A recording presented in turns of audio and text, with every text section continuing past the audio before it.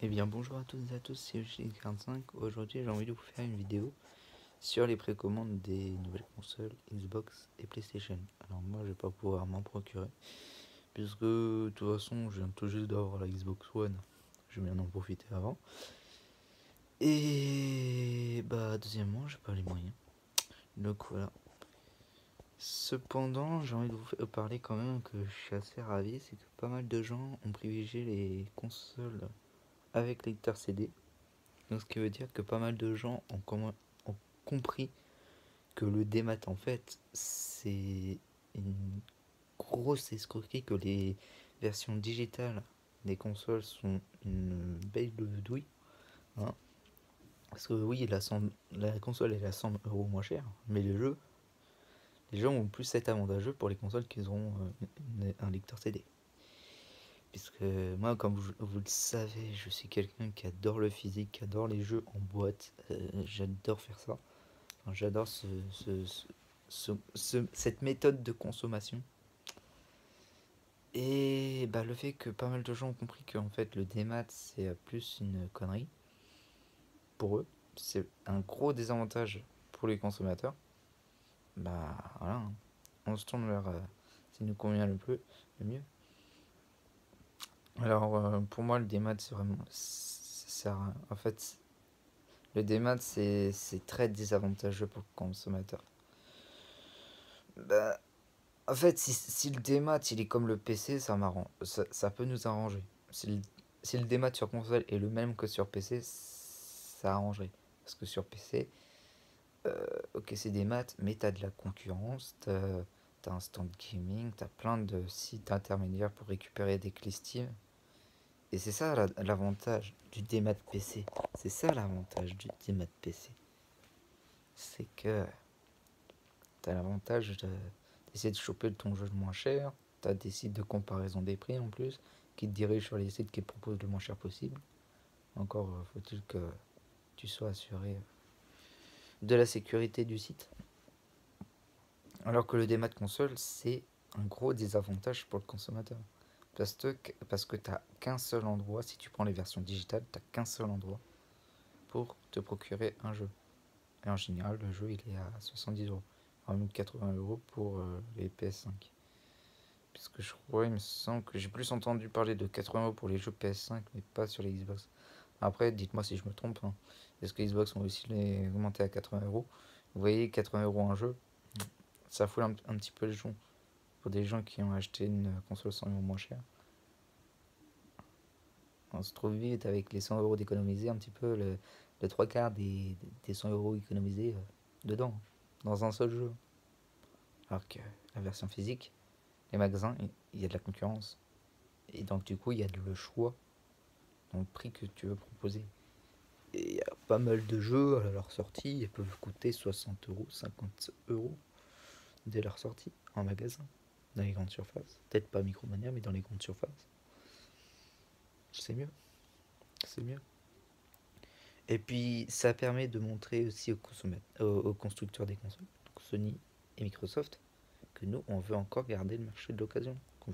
Parce que, pour moi, c'est un petit peu de l'égoïsme des, des constructeurs de dire ouais, on gagne pas de marge avec le marché de l'occasion. Ouais, mais nous, ça nous arrange le marché de l'occasion. On a les jeux moins chers que vous proposez. Pourtant, c'est normal. Et bah, si vous proposez que du NMAT derrière, bah, ça vaut plus rien non plus, hein, puisque les gens vont voir que les prix des jeux sont tous les mêmes, hein. Ils vont devoir faire des choix. Si le jeu leur plaît pas, bah, ils l'ont dans le baba puisqu'ils pourront pas le revendre. C'est. Voilà, voilà. C'est. Pour moi, le jeu en physique a beaucoup plus d'avantages que le jeu en démat, hein. Et pour ceux qui ont acheté les consoles digitales, vous allez bien rager de voir les gens qui ont les consoles avec lecteur CD de ramener des jeux en boîte à moitié prix que vous proposez sur le store. Et ouais. Donc en tout cas, je suis très content, je suis très ravi que plus d'Xbox avec lecteur CD sont plus partis que les all digital. En tout cas, c'est ce que je vois, c'est ce que j'entends. la PS5 All Digital, elle a fait moins de ventes que la PS5 classique. Pareil que la Xbox encore, même il n'y a que la S qui est disponible. C'est bizarre hein, pour une console qui a petit prix. Hein. Et les gens ils comprennent.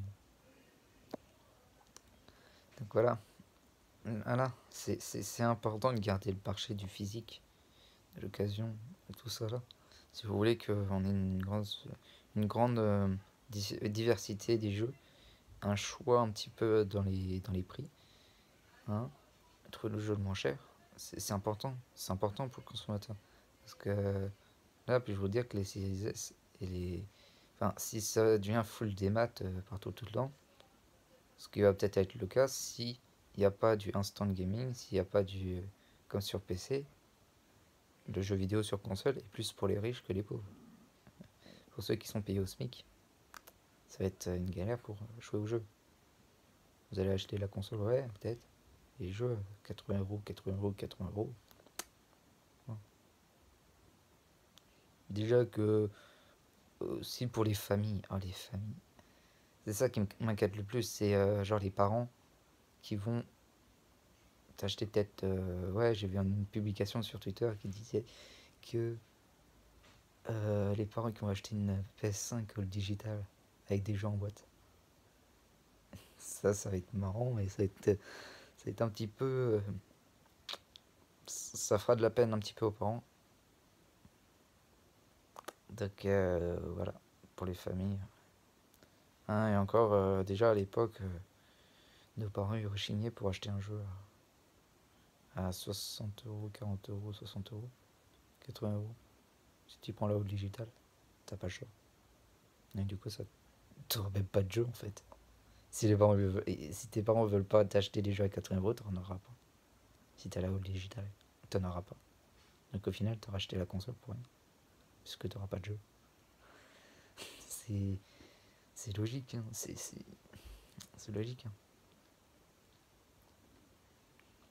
Pour moi, la seule façon pour que le démat fonctionne, c'est qu'il faut que ça fasse comme sur PC. C'est-à-dire que tu as une diversité dans les prix, tu as de la concurrence.